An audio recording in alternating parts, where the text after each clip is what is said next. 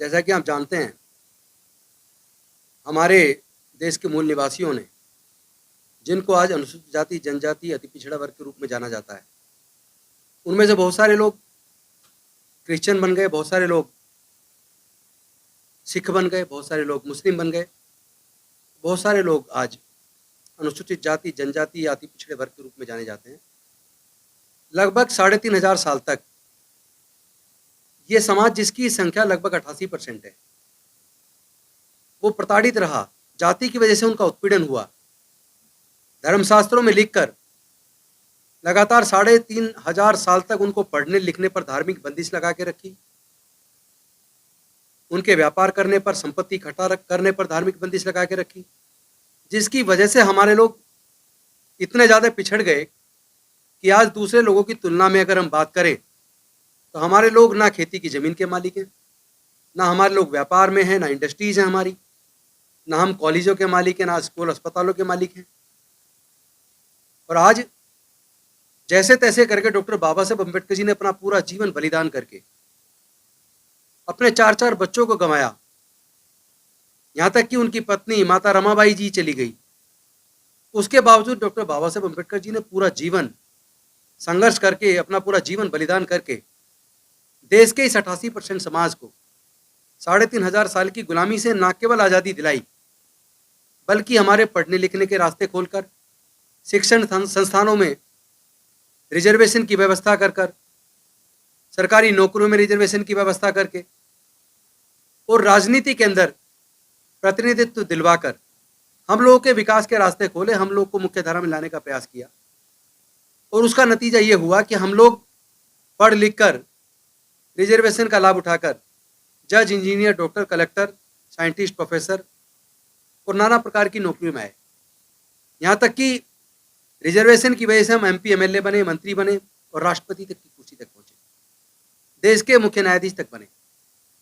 लेकिन आज हम देख रहे हैं कि इतना सब होने के बावजूद एक तरफ लगभग अब से 122 साल पहले, सन 1900 के आसपास, जब डॉक्टर बाबा साहेब अम्बेडकर जी का स्कूल में दाखिला हुआ, तब भी वो, अगर उनको प्यास लगती थी तो घड़ा नहीं छू सकते थे। उनको इंतजार करना पड़ता था चपरासी का कि चपरासी आएगा, पानी पिलाएगा। और अगर किसी दिन चपरासी छुट्टी पर हो गया तो डॉक्टर बाबा साहेब अम्बेडकर जी को पीने के लिए पानी नहीं मिलता था। लेकिन आज़ादी के 75 वर्ष बाद भी और लगभग 122 साल बाद भी आज भी घड़े छूने पर हमारे बच्चों की हत्या हो रही है, मूंछ रखने पर हत्या हो रही है। आए दिन उत्पीड़न की घटनाएं लगातार देखने में आ रही हैं। बहन बेटियों की बलात्कार करके हत्या हो रही है। कोई घोड़ी पे बारात निकालता है तो हमले होते हैं। तो आखिर ये छुआछूत, जातिवाद कब तक चलेगा? और दूसरी तरफ जब हमारे समाज के लोग एक एक घर से 1-1, 2-2 रुपए का सिक्का लेकर और पीतल के पुराने बर्तन लेकर, उन्होंने पीतल के बड़े सिक्के बनवाए, जिसपे एक तरफ बाबा साहेब, एक तरफ बुद्ध का चित्र बनवाया और उस पर लिखा छुआछूत मुक्त भारत 2047। यानी आज़ादी के 100 साल बाद तो कम से कम छुआछूत मुक्त भारत हो जाए, जातिवाद मुक्त भारत हो जाए। लेकिन अनफॉर्चुनेटली हमारे देश के अंदर जहाँ एक तरफ धर्म के नाम पर जुलूस निकाले जाते हैं हाथों में तलवारें लेकर, उनको नहीं रोका जाता। लेकिन हमारे समाज के लोग जो राष्ट्रपति जी को 22 लाख के सिक्के देने आए थे और पीतल का एक बड़ा सिक्का बनाकर जो 2047 तक छुआछूत मुक्त भारत बनाने का सपना लेकर, मांग लेकर आए थे राष्ट्रपति जी को सिक्का देने के लिए, उनको राजस्थान से जैसे ही वो हरियाणा में प्रवेश किया उनको रोक दिया गया, उनको दिल्ली नहीं आने दिया, उनको वापस भेज दिया। और लगातार उत्पीड़न की घटनाएं जारी हैं, लेकिन कोई राजनीतिक पार्टी के बड़े नेता बोलते नहीं है। और दूसरी तरफ एजुकेशन इतना महंगा कर दिया कि हमारे बच्चों से एजुकेशन छिन रही है। हायर एजुकेशन इतना महंगा कर दिया कि हमारे बच्चे पढ़ ही ना पाए। और सरकारी जो उपक्रम थे सरकार के, धीरे धीरे करके एक एक करके बेच दिए। और वहाँ जो मौका था हमारे लोगों के नौकरी का, वो भी बंद हो गया। और ऊपर से ठेकेदारी प्रथा लागू करके हमारे लोगों के आगे बढ़ने के रास्ते बंद कर दिए। डॉक्टर बाबा साहेब अम्बेडकर ये जानते थे कि ये जातिवाद की वजह से, छुआछूत की वजह से हमारे साथ उत्पीड़न होता है। जब तक जातियां बनी रहेंगी तब तक जातिगत उत्पीड़न चलता रहेगा। आज़ादी के 75 वर्ष बाद भी आज भी उत्पीड़न चल रहा है। और उसका कारण ये है चूंकि जातियां खत्म नहीं हुई हैं। पूरे दुनिया के अंदर जाति नहीं है, केवल भारत के अंदर जाति है। और आज हम लोग खुद इसके लिए जिम्मेदार हैं। हमारे समाज के जो, चाहे मूल निवासी कह लो, चाहे अनुसूचित जाति जनजाति कह लो, चाहे अति पिछड़ा वर्ग के लोग कह लो, हम लोग भी तो जातियों को जिंदा रखे हुए हैं। हम लोग भी तो आपस में रोटी बेटी का रिश्ता नहीं कर रहे। डॉक्टर बाबा साहेब अम्बेडकर इस बीमारी को समझ गए थे कि सारी बीमारी का कारण जाति है, और उन्होंने जाति को जड़ से खत्म करके बौद्धमय भारत का सपना देखा। और उन्होंने पूरे इतिहास को खंगालने के बाद इस नतीजे पर पहुंचे कि हमारा समाज पहले से ही बौद्धमय था, हमारे पूर्वज बौद्ध थे। और बौद्ध धम्म और धर्म के अंदर अंतर है। धम्म चलता है वैज्ञानिक दृष्टिकोण से, धम्म चलता है बुद्धि और विवेक से, जहां कोई पाखंडवाद अंधविश्वास नहीं है, जहां मानवता को सबसे ज्यादा तवज्जो दी जाती है, जहां करुणा है, प्यार है, शांति है। और धर्म चलता है धर्मशास्त्र से। धर्मशास्त्र के खिलाफ सवाल उठाने का किसी को इजाजत नहीं है। तो डॉक्टर बाबा साहेब अम्बेडकर ने बड़े सोच विचारने के बाद कि हमारे पूर्वज बौद्ध थे, हमें धर्म परिवर्तन करने की जरूरत नहीं है, हमें अपने बुजुर्गों की सांस्कृतिक विरासत में बुद्ध के धम्म में वापस लाने की जरूरत है। उसी संकल्प के साथ उन्होंने 14 अक्टूबर 1956 को अपने लाखों अनुयायियों के साथ बौद्ध धर्म की दीक्षा ली नागपुर में। और ये उन्होंने कहा कि मी भारत बौद्ध में करी, मैं भारत को बौद्ध में करूंगा। लेकिन दीक्षा लेने के 1 महीने 22 दिन बाद वो महापरिनिर्वाण को प्राप्त हो गए। और उनका जो सपना था जाति मुक्त भारत बनाने का, छुआछूत मुक्त भारत बनाने का, बौद्धमय भारत बनाने का, जो प्रज्ञा के ऊपर आधारित, सामाजिक दृष्टिकोण पर आधारित देश का निर्माण करने का, उनका सपना रह गया, जिसकी वजह से आज तक जातिगत उत्पीड़न लगातार जारी है। आज मिशन जय भीम के साथियों ने, जिनमें सुभाष आर्य हमारे राष्ट्रीय अध्यक्ष हैं, इंजीनियर सुभाष आर्य जी, इंजीनियर बीपी बौद्ध जी हमारे राष्ट्रीय महासचिव हैं, हम लोगों ने मिलकर ये सपना देखा कि डॉक्टर बाबा साहेब अम्बेडकर के, अगर हम उनकी संतान हैं, अगर हम उनके सच्चे ईमानदार वफादार सिपाही हैं, तो हमारी जिम्मेदारी बनती है जो डॉक्टर बाबा साहेब अम्बेडकर का सपना था भारत को बौद्ध में बनाने का, छुआछूत मुक्त जातिवाद मुक्त भारत बनाने का, हम सब लोग मिलकर उस सपने को पूरा करेंगे। मिशन जय भीम के माध्यम से भारतीय बौद्ध महासभा के साथ मिलकर हम लोगों ने इसको 4 चरण में बांटा। हमने संकल्प किया 2025 तक हम 10 करोड़ अपने लोगों को बुद्ध के धम्म में, अपने बुजुर्गों की सांस्कृतिक विरासत में वापस लेकर आएंगे और बौद्ध में भारत बनाने की एक मजबूत आधारशिला रखेंगे। और इस आयोजन को हमने 4 चरणों में बांटा। पहला, इस वर्ष अशोक विजयदशमी 2022 को 5 अक्टूबर को 10,000 से ज्यादा लोग बुद्ध के धम्म की दीक्षा लेंगे, अपने बुजुर्गों की सांस्कृतिक विरासत में वापस आएंगे। अगले साल अशोक विजयदशमी 2023 में 1 लाख लोग, 2024 अशोक विजयदशमी पर 10 लाख लोग, और 2025 अशोक विजयदशमी पर 10 करोड़ लोग, जिसकी शुरुआत इस साल से हो रही है। हमने लक्ष्य तो केवल 10,000 का रखा था, लेकिन मुझे आपको ये बताते हुए बड़ी खुशी हो रही है कि अगर आप देखेंगे तो पूरे देश के कई राज्यों में 50,000 से ज़्यादा लोग तो इसी बार अपने बुजुर्गों की सांस्कृतिक विरासत में घर वापसी कर रहे हैं।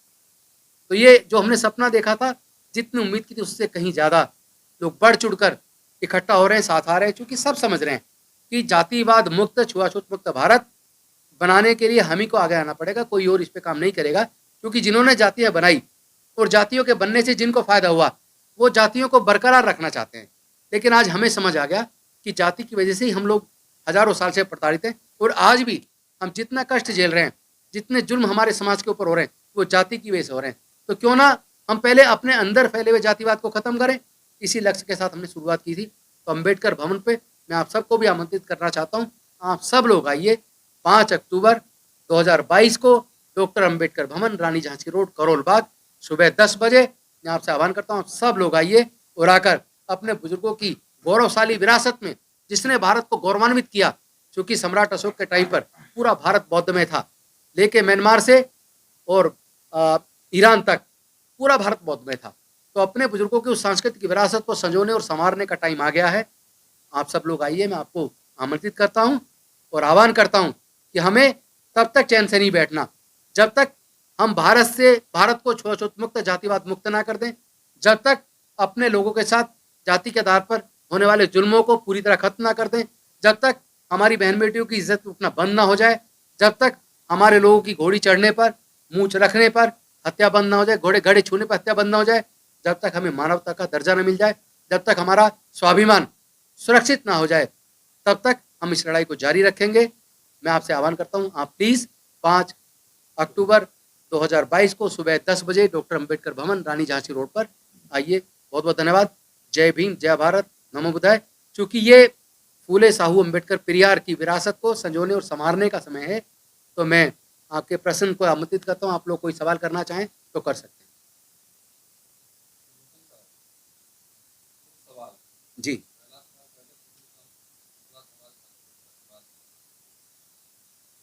आप कह रहे हैं कि घर वापसी करा रहे हैं, कहाँ से करवा रहे हैं?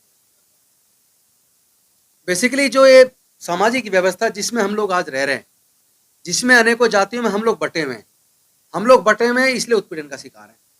और जब हमें आज ये पता चल गया, बाबा साहब ने जो रिसर्च किया और उन्होंने जो बताया हमारे पूर्वजों का इतिहास, तो हमें आज समझ आ गया कि हमारे पूर्वज तो बौद्ध थे, हम तो नागवंशी हैं। तो हमें अपने बुजुर्गों की सांस्कृतिक विरासत में वापस आना चाहिए। जब पूरे दुनिया में जातियां नहीं तो भारत में जातियां क्यों हैं? और जाति की वजह से कुछ खास वर्ग फायदा उठा रहे हैं और बड़ी मात्रा में जाति की वजह से देश का 88% नुकसान उठा रहे हैं। और जाति की वजह से अगर नुकसान है, जाति ही सारी जड़ बीमारियों की जड़ है, तो फिर हम जाति में क्यों बने रहे हैं? इसलिए हमने संकल्प किया हम अपने बुजुर्गों की सांस्कृतिक विरासत में घर वापसी करें। दूसरा सवाल इससे जुड़ा सीधा सीधा जो आपने कहा कि ईसाई बने, कुछ सिख बने, कुछ मुस्लिम बने, लेकिन ज्यादातर वो हिंदू धर्म में, ज्यादातर हिंदू है जो हमारे अनुसूचित जाति के लोग, तो हिंदू धर्म से घर वापसी, ये जो आप काम कर रहे हैं बहुत चुनौती वाला काम है और बहुत इसमें कई तरह की परेशानियां भी आ सकती है, क्योंकि अभी जो देश में माहौल है उसकी रीढ़ जो है, राजनीति की रीढ़ धर्म है। तो हिंदू बन के दलित को जो सपोर्ट दे रहे हैं, बीजेपी को और संघ परिवार में एक तरह इन्वाइशन हो रहा है और आप वहां से वापसी करा रहे हैं, इसका मतलब उनकी धर्म की राजनीति की रीढ़ पे आप सपोर्ट करने जा रहे हैं। तो क्या आपको कोई इस तरह का चुनौती या कुछ इस तरह की परेशानियां कुछ ऐसा भी होता है? कई बार कुछ हुआ है, कुछ मान लिया, कई बार धमकी भी मिलती है लोगों को। नहीं, लोग फेसबुक पे गालियां लिखते हैं हाँ, और धमकी भी मिलेंगी, पर उसकी अपने को परवाह नहीं है। जी, क्योंकि स्वाभिमान भी अगर जिंदा ना हो तो वैसे भी मुर्दे के समान है।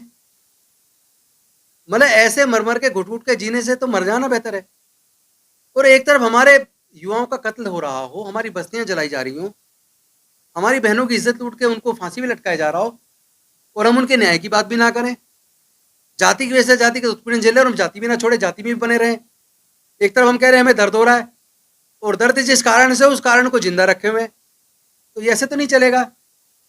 हम लोग अगर थोड़ी भी हमारी इज्जत बाकी है, थोड़ा भी स्वाभिमान बचा हुआ है, थोड़ा भी अगर हम अपने समाज से प्यार करते, अपने बच्चों के भविष्य के बारे में थोड़े भी चिंतित हैं, तो मुझे लगता है कि हमें अपने दुख दर्द दूर करने के लिए खुद आगे आना पड़ेगा। किसी और की उम्मीद नहीं करनी होगी। डॉक्टर बाबा साहब अम्बेडकर वापस आने वाले नहीं है। हमें खुद इस कारवां को खुद अपने हाथ में लेना पड़ेगा, इस मूवमेंट को खुद अपने हाथ में लेना पड़ेगा। और ये फिर एक और बात है, हम कोई विदेश का धर्म अपनाने की बात ही नहीं कर रहे, हम कोई धर्म परिवर्तन की बात नहीं कर रहे। हम तो कह रहे हैं हमारे पूर्वज बौद्ध थे, हमारे पूर्वज बौद्ध थे।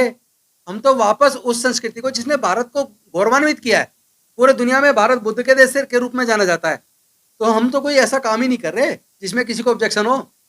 और जो वो लोग दुश्मन है जो जातियों को जिंदा रखना चाहते हैं, जो छुआछूत मुक्त भारत, जातिवाद मुक्त भारत बनाने में बाधा बनना चाहते हैं, वो लोग सच्चे मायने में देशद्रोही है, देश के दुश्मन है। अभी तो दिल्ली एनसीआर, चूंकि हमने केवल 10,000 का लक्ष्य रखा था, और उधर गुजरात में अलग अलग जिलों के अंदर आयोजन हो रहे हैं, उत्तर प्रदेश के अंदर कई जिलों में अलग अलग आयोजन हो रहे हैं, मध्य प्रदेश में हो रहे हैं, बिहार के अंदर हो रहे हैं, छत्तीसगढ़ में हो रहे हैं।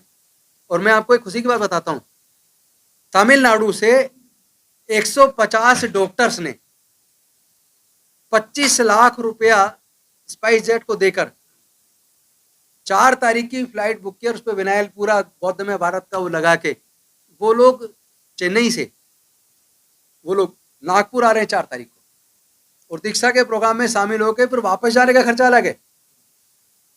तो ये पूरे देश के हमारे लोग समझने लगे हैं कि जाति ही सारी बीमारियों की जड़ है।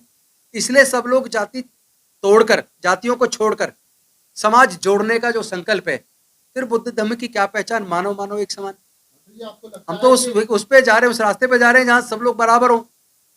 आपको लगता है कि अगर तमाम जो समतावादी विचार के लोग अगर बौद्ध धर्म अपना ले, तो जातिगत आधार पर जो शोषण हो रहा है तो रुक जाएगा? देखिए, जिस दिन हमारे समाज के लोग पूरे बौद्ध बन गए, जिस दिन बहुजन समाज के लोग या जो लोग जाति की वजह से उत्पीड़ित हैं, जिनको हजारों साल तक जाति की वजह से परेशान किया, संपत्ति से दूर रखा, पढ़ाई से दूर रखा, ज्ञान से दूर रखा, व्यापार से दूर रखा, उनकी जनसंख्या ही 80% से ज़्यादा है। तो 135 करोड़ 130-35 करोड़ भारत के लोग हैं, उसमें से अगर 110 करोड़ लोग अगर एक साथ बन गए, फिर किसकी हिम्मत है जो उनका शोषण कर दे? ये तब तक शोषण चलेगा जब तक आप जातियों में बने रहोगे, हजारों जातियों में टुकड़ों में बटे रहोगे, तब तक शोषण चलता रहेगा। लेकिन जिस दिन आपने अपने अंदर फैले हुए जातिवाद को खत्म कर दिया, तो जिन लोगों ने जातियां बनाई हैं वो जाति खत्म नहीं करेंगे। लेकिन जिस दिन आपने जाति खत्म करके आपस में एकजुटता बना ली, उस दिन जिन्होंने जाति बनाई वो खुद जाति खत्म करने के लिए इस आंदोलन में आगे आ जाएंगे। ये मेरा दावा है।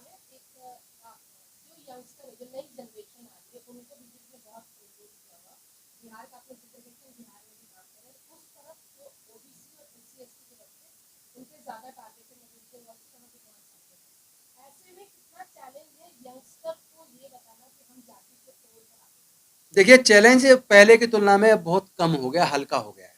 अब चैलेंज उतना कठिन नहीं है। मैं 54 साल का हूँ, 14 साल की उम्र से लगातार समाज के आंदोलन में, मूवमेंट में, अम्बेडकरी मूवमेंट में हूँ।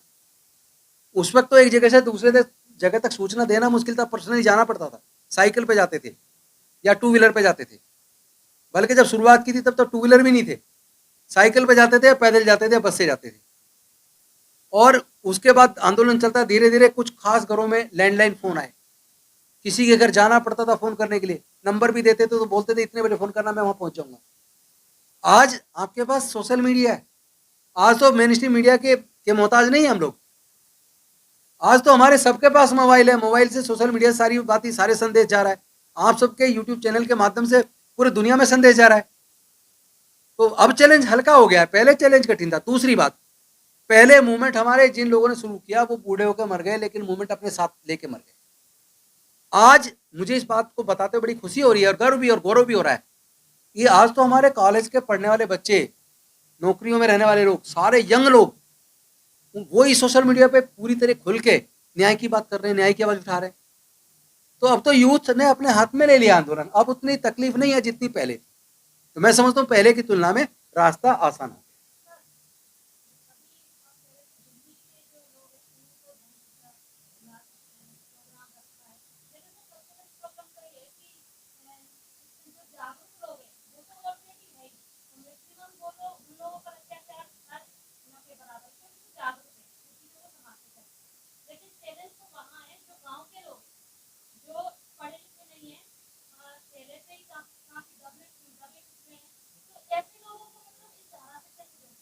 मैं आपको एक बात बता दूं, और बड़े मुझे इस बात का खुशी भी है कि गांव के लोग जुड़ रहे हैं बहुत बड़ी मात्रा में। आज ही मेरे पास दतिया से, मध्य प्रदेश से, गांव से लोग आए।